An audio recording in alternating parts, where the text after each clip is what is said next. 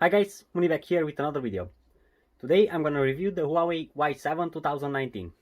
But before we move on to the video, I wanna remind you to make sure you are subscribed to the channel so you don't miss any upcoming videos. This is the Huawei Y7 2019. This is Huawei's last year's entry-level phone, at least one of them. This phone cost around $120, so it's a really cheap phone, and for its low price it brings a lot of good and some bad things as well. For somebody who's looking for a really cheap smartphone, this might be the one to go. The design of this phone is so 2019, but that is expected because it was launched in 2019. On the front it looks really similar to the Galaxy A20e and on the back as well. Even we have a 6.26-inch display, this phone is really big because we have chins on the left and right edge, on the top, and a really big chin on the bottom where we have the Huawei logo as well. I have the midnight black color, but it also comes in Aurora blue and coral red. We have glass on the front and plastic on the back, but it looks really nice and it's a high quality plastic. For the display we have a 6.26-inch display, HD+, which doesn't really get very bright, so you may have some problems in the direct sunlight, but it looks okay for the price. Considering we have just 720p, so HD+, if you have a really good vision, this phone might not be for you. For the performance, there's nothing to say. It feels okay in daily usage, but this phone is absolutely not made for gaming. In Antutu benchmark, this phone gets only 73,000 points, so low. In the camera department, it's okay for the price we have. We have one 13 megapixel wide camera and one 2 megapixel depth sensor, which will help with the bokeh effect. Both cameras, front and back camera, will record in 1080p 30 fps. In the night time, takes okay photos, and if you use the AI, it brightens the image a little bit, but nothing spectacular. The selfie camera struggles really hard when you have some backlight in the dark, and the same happens as you can see in the daylight.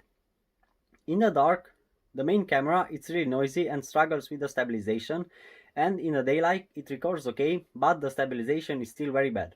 For the photos, the camera has some trouble with the dynamic range because, as you can see, the sky and the clouds are really well lit, but anything else it's really dark, and when you take a photo of a person, it's the opposite. The person looks okay, but the sky is washed away. For the battery, we have a 4000 mAh battery, and for this price it's a really big battery. I can assure you that it will took you 2 days to discharge this phone if you use it normally, except if you watch videos. The ear speaker and the main speaker are really quiet, so you might have some problems calling someone in noisy places or watching videos in noisy places. But the microphone is quite good. Yes, the microphone, because we only have one.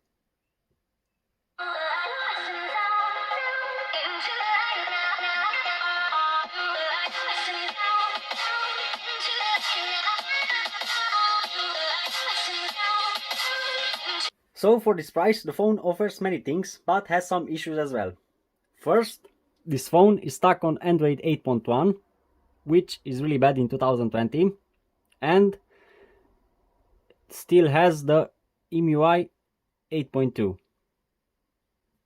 And I think it will not get any newer versions on Android or MUI. So that is a really bad thing. As you may know, I'm a Samsung user and I found the Huawei MUI really complicated, so for the average users it's gonna be really hard to use and find some important settings.